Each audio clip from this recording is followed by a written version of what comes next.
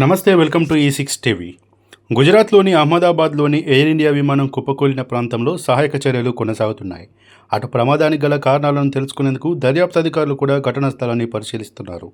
ఈ క్రమంలోనే శనివారం ఉదయం శిథిలాలను తొలగిస్తుండగా విమానం తోక భాగంలో మృతదేహాన్ని గుర్తించారు.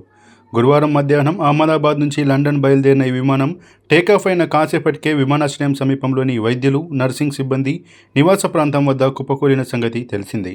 దీంతో దాదాపుగా విమానం మంటల్లో కాలిపోగా తోకభాగం మాత్రం భవనంపై చిక్కుకుపోయింది. శనివారం ఉదయం వాటిని తొలగిస్తుండగా ఓ మృతదేహాన్ని రెస్క్యూ సిబ్బంది గుర్తించారు. అది విమానంలో విధులు నిర్వర్తించిన ఎయిర్ హోస్టెస్లో ఒకరి మృతదేహమని అధికారులు వెల్లడించారు. మరోవైపు ప్రమాదానికి ముందు పైలట్ చివరి మాటలకు సంబంధించిన ఓ ఆడియో సందేశం బయటకొచ్చింది. కేవలం 5 సెకండ్ల మెసేజ్ అది. అందులో Air India senior pilot captain Sumit Sabharwal mayday mayday mayday, no power no thrust, going down అని మెసేజ్ ఇచ్చారు. ఆ వెంటనే విమానం కూలిన సంగతి తెలిసిందే. ఈ ప్రమాదంపై కేంద్ర పౌర విమాన శాఖ మంత్రి రామ్మోహన్ నాయుడు శనివారం ఢిల్లీలో ఉన్నత స్థాయి సమీక్ష నిర్వహించారు. ఈ ఘటనపై దర్యాప్తునకు అత్యున్నత కమిటీని ఏర్పాటు చేసేందుకు కేంద్రం సిద్ధమైంది. ఈ దుర్ఘటనలో మృతుల సంఖ్య 274కు చేరింది.